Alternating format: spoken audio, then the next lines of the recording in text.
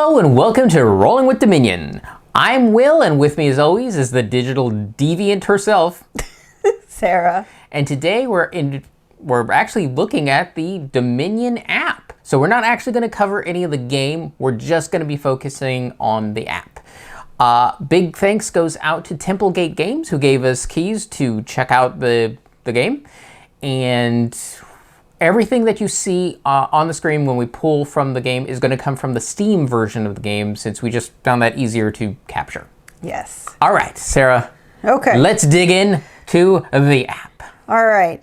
So just to reinforce, Templegate Games has adapted the board game Dominion into an app that is available on Android, Apple, and Steam. It is a cross-platform app. They offer the base game, all expansions, including first and second edition of cards, as well as promo cards. Let's just say there is a lot of content. There is a lot. So the base game is free on all platforms. And the great thing is only the person setting up the game needs to own a particular expansion to play with the expansion. Nobody else has to. So that's been a really nice thing of being able to invite friends to play. Just say, hey, download the app. It's free to you. I've already got them, or whatever. That kind of thing. Now, the challenging part on sharing prices is it varies by platform. It's just one of those things that's just kind of a thing. Yeah, each platform will have its own costs, and so the developer has to adjust based on their platform. Now, there is a bundle that includes all expansions, but not promos, but this bundle can range between $100 and $122. And that's on sale. Yeah. So this price could go up in the future. It could also go down. But that's just where it's currently at. So each expansion is available a la carte, again, ranging between like $4 and $11. Most of that's going to be determined on the size of the expansion. So smaller ones like Cornucopia are on the lower end, whereas bigger ones like Intrigue would be on the higher end. Right. But they can also all go on sale. Yeah. Promos are also separate, and they range between $2 to $5. We did notice that overall Steam prices are higher than either of the mobile, Apple or Android. I think that's just kind of, I've talked to other people, it's just Steam has a cost associated with it, so things just have to be a bit more costly because you're on that platform. And if you're looking for where to buy these, when you open the app, there's a store button on the main screen, and you click that and it'll show you what the prices are for the platform that you're playing it on. I will say also the app is a little bit more reliable at getting new content. Like, we're still waiting to get the second edition cards for Cornucopia and Guilds. We haven't got them physically. We plan to. We already got them in the app. Yeah, so they are, at least so far, really fast at updating the app when second editions come out. I know there's another expansion coming out. I wouldn't be surprised if it becomes available in the app before most people can buy it physically. Yeah. It just seems to be what's going on, which is great. Okay, so let's go over the features of the game. So the tutorial, if you've not played the app at all, like you've not played any games, the tutorial will show up on the main screen. However, once you've played a game, that it doesn't disappear. It's removed from the main screen and it goes to the extras. Now the extras is on, well, I think it's mostly on the far right, but it's these 3 lines. You click on that and then you need to go to learn, and then the tutorial would be under that. So the tutorial will go over game aspects, like the major concepts of how to play Dominion. Yeah, the ABC action by cleanup. Yeah, right. It will also go over each expansion because each expansion introduces new concepts. Now, if you're going back to just the Learn tab, it has rules and video, and I've actually linked those in the show notes so you can go and watch those directly. There's also daily games that you can play. Now, these are games versus the AI, and you can change the difficulty of the AI. But it's going to pull in lots of different expansions. So this is a way that if you're just playing the game for free and you don't own an expansion, you might be able, or you will be able to try out expansion content. Now, this is You play this once per day. So once you've played the game, no matter how you did, it'll show a check mark showing you've played it and you can't choose it anymore. Right. So it'll be done for the day. But it is a way to experience cards that you may not have purchased. Yeah, I think we started up a game and saw anywhere between 5 or 6 different card sets. Yeah. And that ranged from the base Dominion to Nocturne to Dark Ages to Plunder to... There was a few others in there. Yeah, so it will be a wide-ranging experience. Yep. Now, under extras, so the rest of this tab, you will be able to find like your friends list. Now, it's going to give you a friend code. When you share it with people, you can either use that code or you can share your email. It all depends on what you're comfortable with. So if it's your close friends or family and they already know your email, you can just say, hey, enter my email. But if it's somebody you don't know very well, but you still want to become friends with, you can just share this code. It's a mix of numbers and letters, uppercase, lowercase type of thing. It has a neat way that you can copy it from the app and then it'll be in your virtual copy area and then you can paste it in somewhere. So that's really nice. Yeah. But that's how it really helps with the cross-platform. So right. That person has an Android phone, that person has an Apple iPhone, and I'm playing on Steam. Yeah. And we're all playing the same game. Right. So this will show you your friends list, and also it'll have a tab for incoming requests as well as block. So if you do find that you're playing with somebody like in a random game somewhere, because I'll talk about setting that up, you can actually learn or use a block if you like, I don't want to play with this person anymore. Profile. So you can set up an avatar. There's a bunch of different avatars. I'm a sheep. Will's a sheep. And you'll see that in the photos and video that we're sharing. It shows what your display name is, your email. There's a place to sign up for the newsletter, and then there's their privacy policy. Under the collections tab, this pretty much shows everything. So every expansion, every card in each expansion. If you've not purchased it, it will have a lock symbol on the expansion name and all the cards we grayed out. But you can still click on the cards. You can click or long press depending on whether you're on touch or your control scheme. Yeah, your control scheme. Yeah, the lock icon is very important because every time you see it, it's probably because it's locked behind an expansion you haven't bought. Right. But anyways, you can always read these cards. You would just need to bring them up larger. Most things are either double click or long press to look closer at things. There is a stats tab. Now it's very simple. It's a win-loss ratio and it's separated between local and online games, but there's no deep stats beyond that. Yeah, even if it's a tie, it just treats that as a win. Yeah. Achievements. So they do have some meta goals. It's only for the base game right now. It'd be interesting if they expand that. I'm not sure what their long-term goals are, but it is kind of interesting if you're looking for something a little bit more goals to do in the game. You can check these out. The trophy hunters. Yeah, exactly. Settings is where, well, you really need to know this because this is where you can change animations, your graphics, your controls, your language, text size, music, sound, and then on Steam only, you can change the size of the screen. Now, it's very important under controls, click versus drag. The thing I believe is automatically set to click, or I guess press would be for the touchscreen for mobile. We recommend changing it to drag so that you don't accidentally do an action or buy a card when you actually just meant to look closer at it, which is what happened to us for our several first games. Drag is much more intentional. Yeah, you still click to like bring up a card closer or farther away.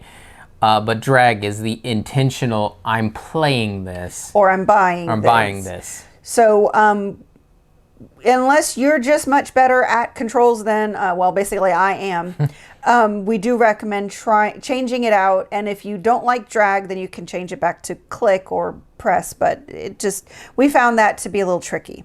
Now, under the Advanced tab, there is a way button, and this has to do with Menagerie. It will have a lock if you don't own Menagerie.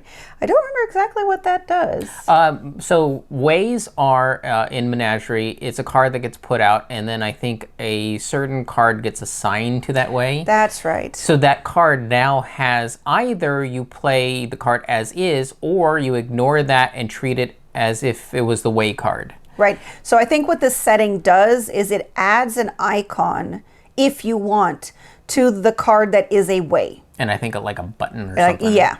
So this is where you can toggle that on and off. You can also toggle on whether you have your hands stacked and organized, like straightened, versus splayed out like you would normally if you were holding them in your hand. Yeah, on the recording that we did, we changed it from the default, which was the splay out in your hand, to stacked, because I felt that was a cleaner way to actually look at all the cards. Yes. You can also restore defaults here. There's also ways to set up how automated moves work. So there are various cards that will have a little gear icon so that you can set up when the card automatically does certain things. So like there's usually ones where if it buys a card, you buy a card and it puts it on your deck, you can and set... it's a choice that you can put it on the deck. It's a choice. You can make it so that it never puts bad cards on top of your deck. Like victory cards or curses or things like that. So you can preset these up in this setting. But if you end up in a game with these cards, you can always click on the card at any point and change the gear setting right then and there on the card in the game. Yes. But this is where you can preset it up. Okay, and lastly, there is a way to find their Discord, which we highly recommend, and also credits for the game because they did an awesome job for this app. Moving on to playing a game. Okay, so pretty straightforward. You choose new game for offline play and play online to play online. You can only play against the AI in offline mode. That's one thing we always kind of wondered if any app would ever develop where you can play online with an AI. Yeah, because maybe you just prefer it to have multiple players. Yeah. No, it doesn't do that. It doesn't give you that option. Yeah. Now with online, you can play either with your friends or with a stranger. And when you play with strangers, you can choose whether it's required or optional seat. It's more of how long do you want to wait before you start your game? Yeah. Like, I want a 4-player game. Nobody's joining. Let's just get going. But if you do it required, then it has to wait till that 4th seat gets filled before you can actually go forward.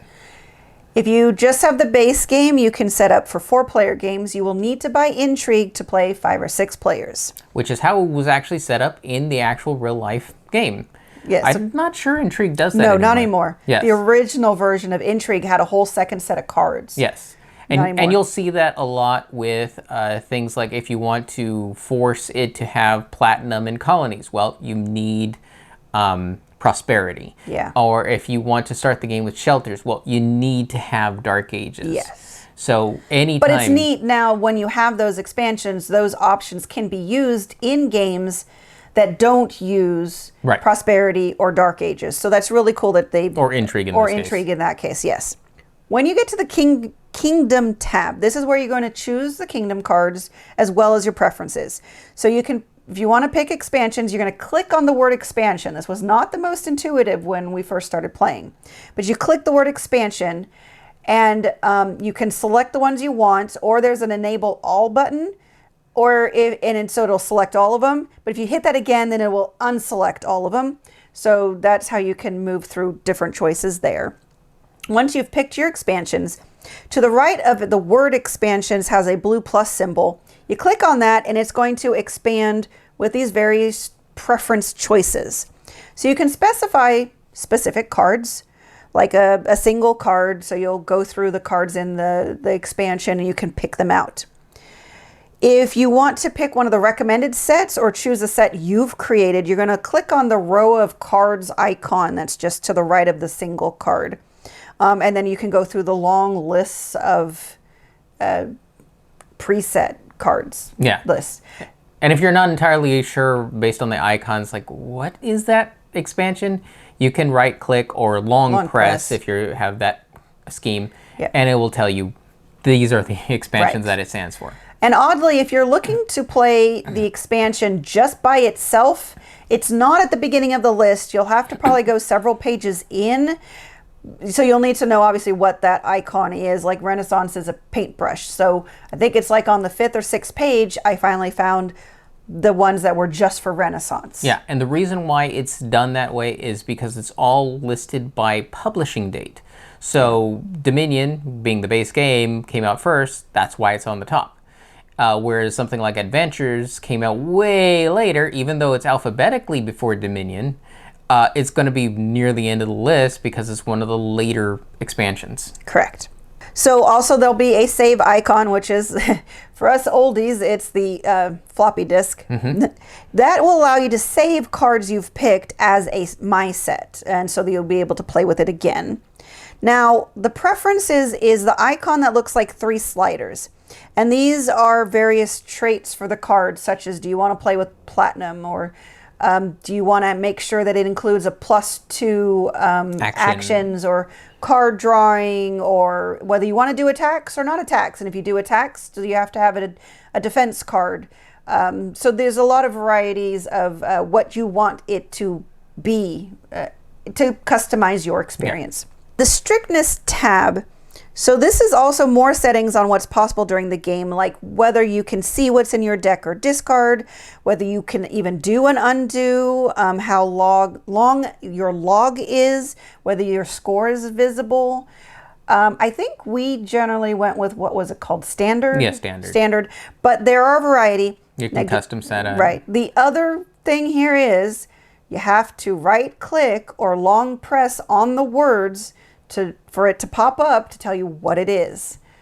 Again, I just found that kind of weird. I would have preferred it just if you click on it, it shows it to the right because there's plenty of blank space there. Yes. That pretty much covers, I think, everything there. Oh, there's another tab for how long. So if you're playing with friends, you might want to go with untimed, and there's variety of faster times than that.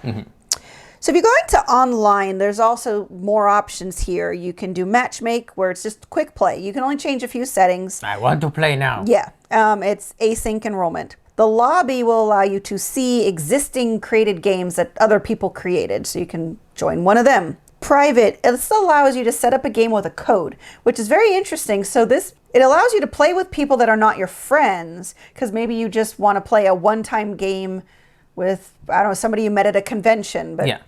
Maybe you don't want to be friends yet. I don't know. But it allows you to set up a game with a code, and then you can just share that code. Or if you're super fancy famous, you can like, hey, you want to play a game with me? Here's your special promo code. Or something like that. Now, My Games is where you would go to create games with friends that would use your friend list. And they have to be on that list to be chosen. So let's move on to what happens during a game. There are going to be buttons on the right-hand side for most of your choices. We did find there were a few times where you had to drag a card down for the choice to be made, even though like one of the options was a button. Yeah. One of the other options was a drag. So there were a few confusing points where we just thought the 2 options would have been buttons. I can't think of an example at the moment. Yeah, it was in one of the last games we played, and I don't remember the card. But yeah, one was dismiss, and that was the button. But to do the card's action was a drag. Yeah. So it's like, why? When so many other choices are just all buttons. Right. Or so all like drag. if you get some of those choice cards of you can take +1 action, +1 card, +1 coin, +1 buy, there would be 4 buttons on the right-hand side, and you would pick your options. As we said earlier, the gear icons on the cards will allow you to change how it automatically plays. And I think there's usually a setting for just like no automation. Like you always have the choice. It always will give you the choice of what you want to do with your cards. Yes. On the left-hand side, the game is going to display like how many actions you have, how many buys, how many coins, and other useful information. When an expansion has like specific tokens, it will create an additional icon on this left-hand area. Like you have debt or coffers or villagers. Right, or those kind of things. Or if you have duration cards, it will hold those as a small icon there that you can click on and see which cards you have as duration cards. This is something that kind of threw me for a loop. If you want to look at your log, look at the icon of the log. I don't know why. I just did not connect a wooden log. You're like, that's lumber. Yeah, that's a piece of wood. The word log did not click with wood to me. Yeah. Anyways, you click on that icon in the bottom right-hand corner, and that'll show you the log. Now, how far back your log goes will depend on the settings you made Set it in strictness.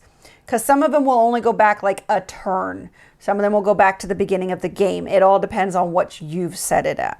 The castle in the bottom right-hand corner, which is to the right of the log, will show you which cards are in the game so you can scroll through them. Your current game. The current game, yes, the current game.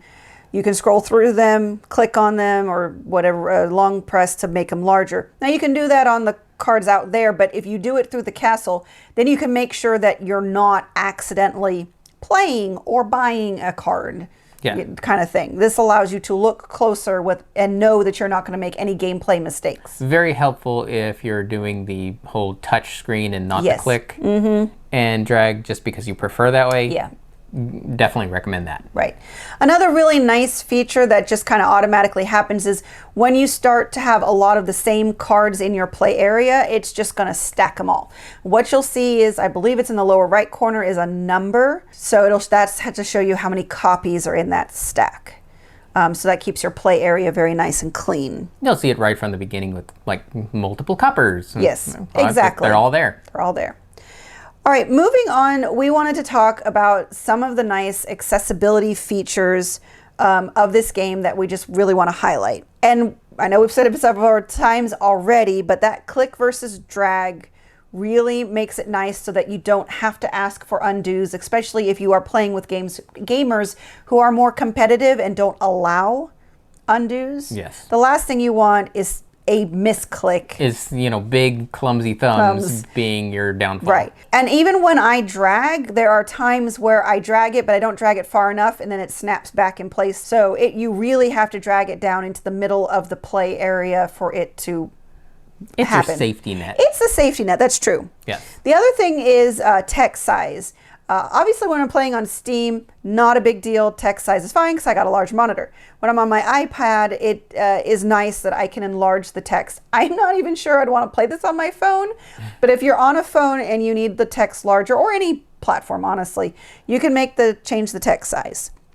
You need to talk about sound. Yes. So I don't really look at the screen. Sarah does all my controls for me, but I like to know that the right things are being played. So I don't make any mistakes. Yeah, and they did a really good job. A lot of the cards will have a unique sound effect connected to them when played. Yeah. So that I'm like, oh yeah, and then I can also hear other people's turns, like, oh yeah, they're really playing the lurker, or they're really playing the watchtower, or something like that, because it'll have those different sounds, and sometimes even if a card has, maybe it's an action or a reaction, it might have a different sound when it's played in a different way. Yeah. So I don't think they intended it to be an accessibility feature, but it was really great for Will that he was able to tell what was happening on the virtual table, so to speak. Yeah, it's more of just an auditory reinforcement of, oh yeah, that's happening. Right. So that he's not just literally sitting or not literally, figuratively sitting in the dark as other people are taking their turns. Right. Because it does go by quickly, so for me to tell him what everybody is playing, yeah, that's a lot. Yeah. It's kind of a quick reference of, okay, I kind of get what that person's doing. I kind of get what that person's doing. Especially that one card that gives out curses. And it does a little crow type sound. Yeah, and you're like, and then Will's like, well, I got another curse. Thank you. Thank you. The other thing is... And then Sarah's like, what? Oh, yeah, sorry.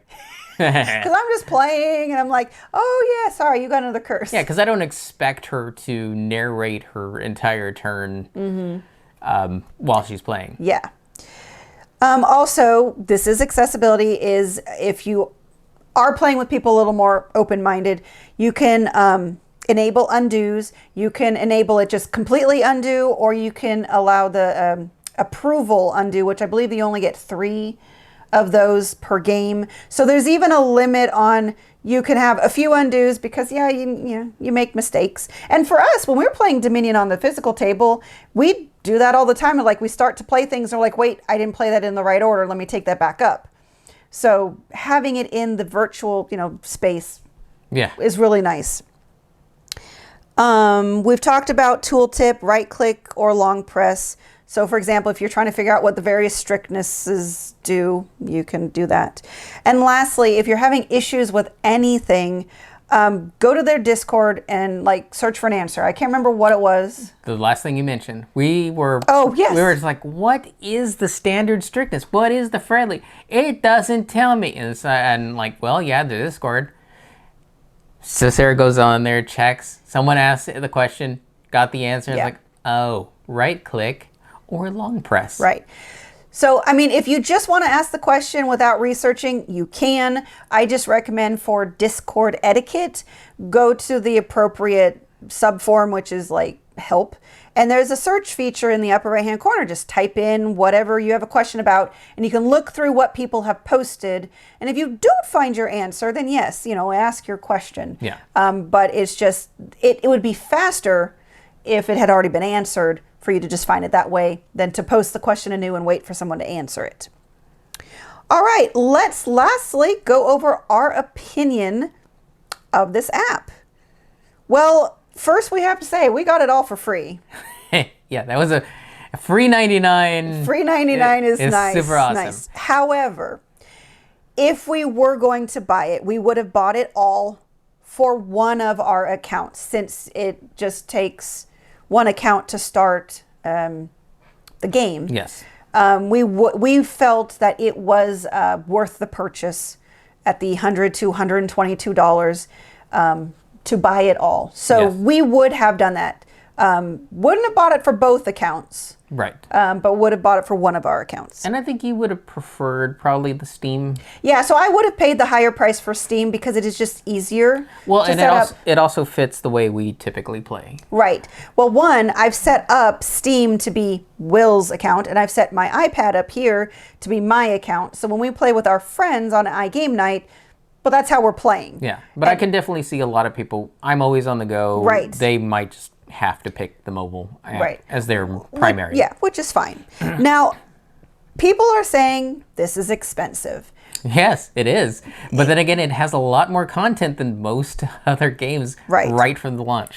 But I will say, because I have been buying expansions for Ascension and Star Realms over the years, this is very equivalent. Now, paying it all at once, yeah, that's a mouthful. That's a big kick out of your pocketbook. Yeah.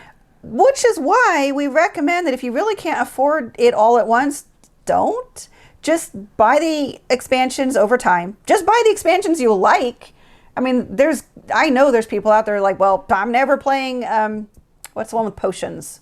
Alchemy. Yeah. Or I don't need promos. Yeah, or don't need promos, or I don't like Dark Ages, or whatever it is. You could just buy whichever ones you like. You could buy one expansion a month or one expansion a year. It's however you like to go about it. I just kind of want to reassure people that for other card games that are also deck builders that have a lot of expansions, these are very equivalent prices. And we still plan to keep up with our physical copy too. Exactly. So I've been buying both the Star Realms and Ascension expansions slowly over time. Again, I do like one a month or something like that. Yeah. The other thing is check out the daily challenges, because also if you're not familiar, like I'm playing a game with our friend JT. He's never played a lot of the expansions. So we're starting with Renaissance. So I start the game, he gets to play it. Well, if he doesn't want to keep playing a game with me, or he wants to play games on his own, or you do, there's the daily challenges that lets you try other expansion cards that you've never gotten to try before. It is only once a day, but it is something. For us, why we love this app so much is it really cuts down our biggest barrier to playing Dominion. Yeah, because it can get a lot, especially depending on which expansion you go for. I mean, Nocturne especially. Setup is just a bear. Yeah, because you have the 10 Kingdom cards, but then it might need some extra curse or hex cards and an extra pile of other cards and more things and more bits. It seems like there's at least 5 or 6 extra stacks to Nocturne and stuff like that. But even then, just picking all these choices and just you hit go and it's there. Yeah. We've played Dominion more since we've bought this app than we have in the last several years. Even when we've bought a new expansion. Even when we buy a new expansion, we play it several times. We play it several times and then that's kind of it. And we move on to other games just because of, well, we're constantly reviewing games. So we constantly need to play new games. But now with the app, yeah, we are playing a lot more Dominion than we ever did before. And we love that. Yeah. Also, because the other thing the app does is it reinforces the rules, because when you start mixing expansions or just some of them get really tricksy, the app reinforces all the rules so you don't have to go and pull out all the rule books and try to figure it out. Like I wanted to play a game of Alchemy and it's like, because what happens when you play a possession and then you have the other person's turn and then you play a possession, what happens then? Yeah. That type of thing. Well, the app will solve all that problems and just show you, this is how it goes. Because like there's one card called University. You gain a card costing up to 5. Does that include potion cost? Apparently no, because the game answered it like, nope, the only one you can afford is this one. Yep. So simple. Yeah, we just...